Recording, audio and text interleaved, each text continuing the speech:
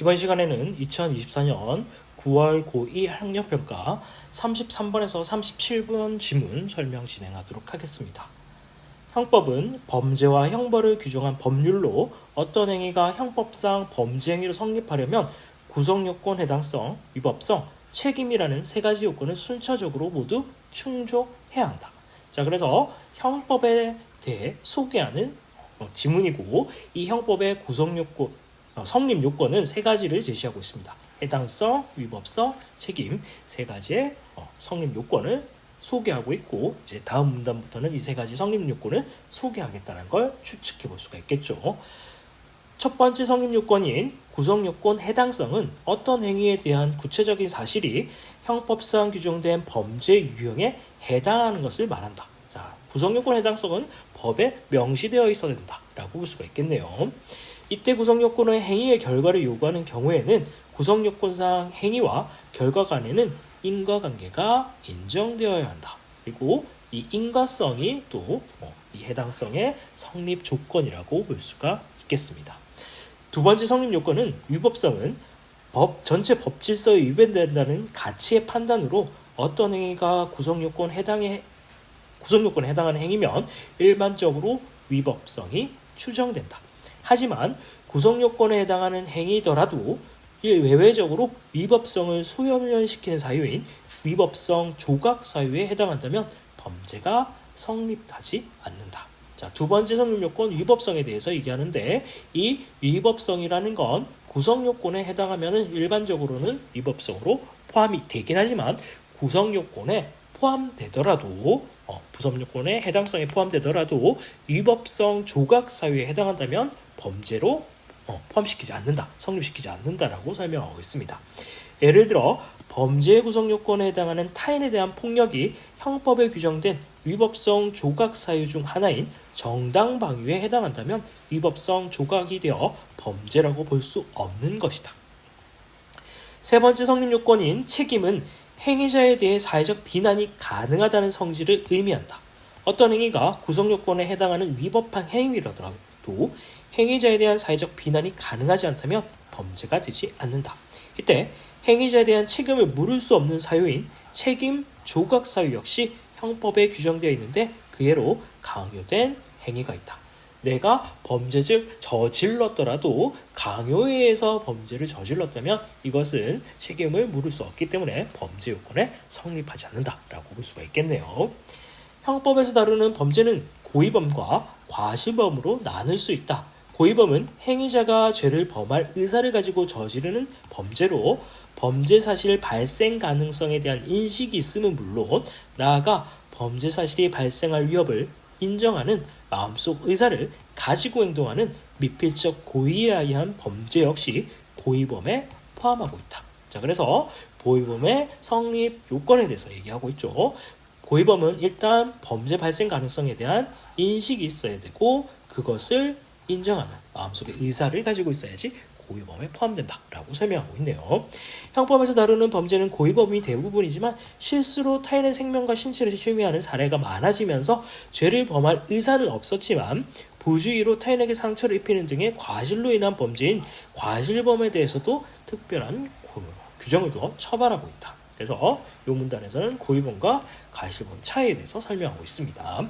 과실은 결과 발생의 위험성에 대한 인식의 유무와 형법상의 과실 규정에 따라서 그 유형을 나눌 수 있다. 자, 분류의 방식으로 인식 유무와 그 다음에 과실 규정에 따라서 이 과실의 정도를 분류하고 있습니다.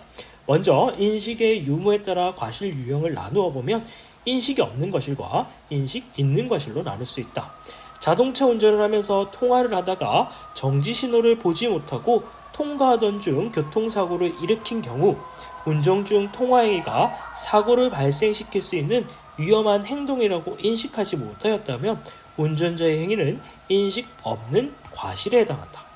그러나 운전 중 통화행위가 사고를 발생시킬 수 있는 위험한 행동이라고 인식했지만 주위에서 운전을 하면 교통사고는 발생하지 않을 것이라고 생각하면서 계속 통화를 하던 중 교통사고를 일으켰다면 운전자의 행위는 인식 있는 과실에 해당한다고 볼 수 있다. 그래서 이 사례를 통해서 인식 있는 인식 없는 과실과 인식 있는 과실 두 가지를 나누어서 설명하고 있습니다. 두 과실은 형법상 취급에서는 차이가 없고 과실범의 성립 여부에 영향을 주지 않는다. 하지만 두 과실을 구분함으로써 인식 있는 과실을 미필적 고의와 구별할 수 있다. 자, 그러니까 이 인식 있는 과실이라는 건 주의를 하였지만은 이제 내가 인식을 하고 위험한 행동이라고 인식하면서 발생하지 않을 것이고 믿으면서 운전해서 교통사고가 있다면은 인식 있는 과실이다라고 볼 수 있지만 미필적 고의는 인식도 있었고 그다음에 내가 그 사고를 일으킬 의지가 있었다면 미필적 고의에 해당한다라고 볼 수가 있겠죠. 다음으로 과실은 형법상의 과실 규정에 따라서 통상의 과실, 업무사의 과실, 중과실로 나눌 수 있는데 이들은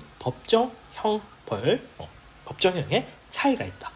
업무상 과실은 업무가 계속적 반복적인 수행을 요건으로 하기 때문에 결과 발생에 대한 예견 가능성이 높다고 할 수 있기 때문에 일반인에게 통상적으로 요구되는 주의 의무를 위반한 통상 과실에 비해 상대적으로 무겁게 처벌한다. 이 경우 업무는 결과 발생 야기 행위의 내용이어야 하며 이와 무관한 업무를 수행하던 중 발생한 결과에 대해서는 업무상 과실을 인정할 수 없다. 자, 그래서 통상 과실과 업무상 과실 요거 두 가지를 비교하면서 이제 조건에 대해서 이야기를 하고 있습니다.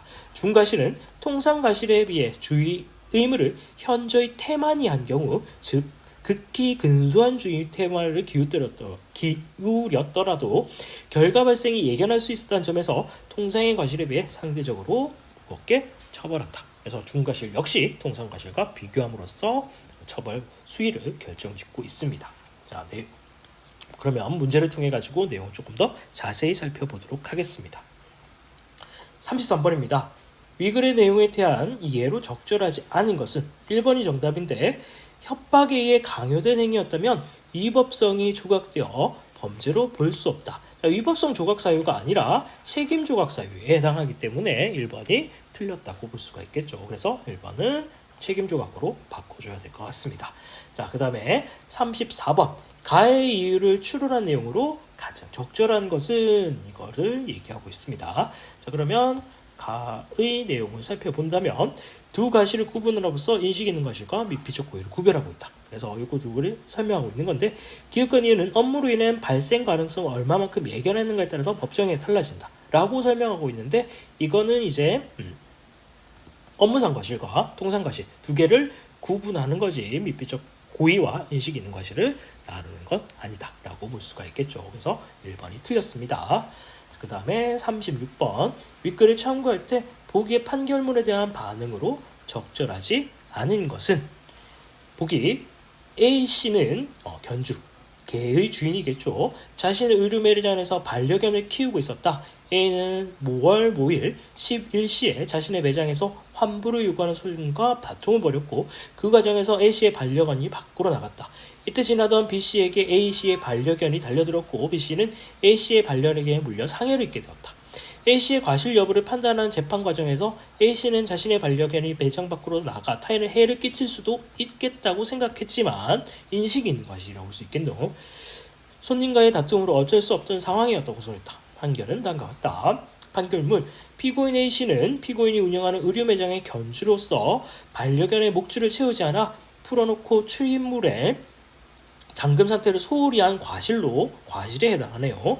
일단 피해자 B씨에게 상세불명의 신체 부위를 상처를 입게 했으므로 피고인에게 벌금 150만 원을 처한다. 이렇게 판결이 나왔고 정답은 2번인데 A씨의 반려견에 대한 관리 소홀을 하면 타인에게 해를 끼칠 수 있다고 인식한 점은 과실범의 성립 여부에 영향을 미쳤다. 이건 아니죠. 과실의 성립 여부는 이거는 내가 고의였느냐 실수였느냐 요거 두 개를 나누는 걸로 과실이냐 고의를 나누는 거지 이 인식 여부는 과실과 고의를 나누는 기준이 될 수가 없습니다. 그냥 이거는 인식이 있는 과실이냐 인식이 없는 과실이냐 이렇게 나누는 기준으로 보아야 할 것 같습니다. 그래서 2번으로 체크를 해 주시면 될 것 같습니다. 자, 그 다음에 37번 문제입니다. A의 문맥상 의미가 가장 가까운 것은 자 A를 살펴보면 A가 일으킨다. 교통사고를 발생하게 한 경우 이런 것들로 보시면 되겠죠. 그래서 정답은 1번 사건이 일어나게 한다 해서 동생이 학교에서 말썽을 일으켰다 라고 해서 사건을 벌이거나 터뜨리다 라고 해서 1번을 체크하시면 되겠고 2번을 보면 말이 먼지를 일으키며 달려가고 있다. 그러니까 뭐 물리적이나 어떤 자연적인 현상을 발생시킨다 라고 봐야 되겠죠. 그 다음에 3번 그는 넘어지자마자 재빨리 몸을 세웠다. 일어나게 했다 라고 고쳐줘야 되겠네요. 4번 선풍기는 전기를 동력으로 바람을 삼아서 바람을 일으킨다. 그래서 2번이랑 같은 의미겠죠. 물리적이나 자연적 현상을 일으킨다. 5번 우리는 무너진 집안을 일으키기 다시 세우기 위해서 열심히 노력했다 라고 해서 정답을 1번으로 보시면 될 것 같습니다. 자, 지금까지 2024년 9월 고1 학력평가 33번에서 37번 지문 설명 진행하였습니다.